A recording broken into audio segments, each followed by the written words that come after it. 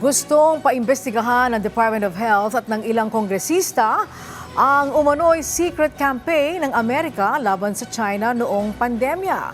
Git naman ng isang dating DOH Secretary, kailanman hindi dapat nagagamit sa mga propaganda ang usaping pangkalusugan. Si Mela Lesmoras sa sentro ng balita.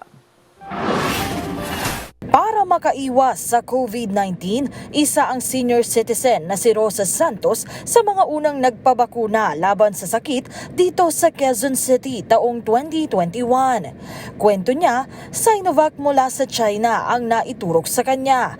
Awa ng Diyos, mula noon hanggang ngayon, hindi naman siya tinamaan ng COVID-19. Kasi kung magdadalawang isip ka naman na hindi magpabakuna, magsisisi ka kung hindi ka magpabakuna. Kasi siguro naman hindi nila ibibigay sa tao kung hindi sila sure na makakagaling yun o makaka-prevent ng disease, o di ba? Kaiba sa ginawa ni Rosa, ang ilan nating kababayan noon nagdalawang isip pang tumanggap ng Sinovac vaccine dahil ang kumalat na ulat lalo na sa social media, mas epektibo umano ang bakunang galing sa Amerika.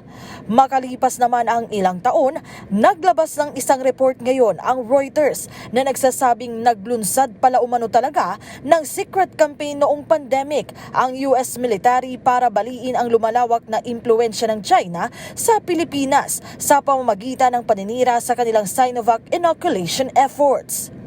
Kung ang Department of Health ang tatanungin, dapat anilang maimbestigahan ang ulat na ito para marinig ang tugon ng mga idinadawit sa issue. Sa Kamara, yan din ang panawagan ng ilang mambabatas. Ayon kay House Deputy Minority Leader Franz Castro, kung totoo man ang ulat, dapat ay mapanagot ang mga sangkot dito.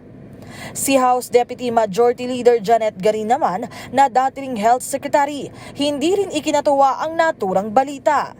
Git niya sa lahat ng pagkakataon dapat ay hindi nagagamit sa mga propaganda ang usaping pangkalusugan. Nakakagalit talaga because this is not the first time that the US military used public health programs as part of their operations. Demonizing a vaccine is actually deadly. Kasi yung mga sakit kasi na may bakuna, almost always, if not all of them, kaya nagkakaroon ng bakuna dahil ito yung mga sakit na walang gamot. Panawagan ni Garin, sana'y tuwing may pagkakataon, magpabakuna ang ating mga kababayan dahil mainam itong panlaban sa iba't ibang sakit, hindi lang sa COVID-19. Mela Lesmoras para sa Pambansang TV sa Bagong Pilipinas.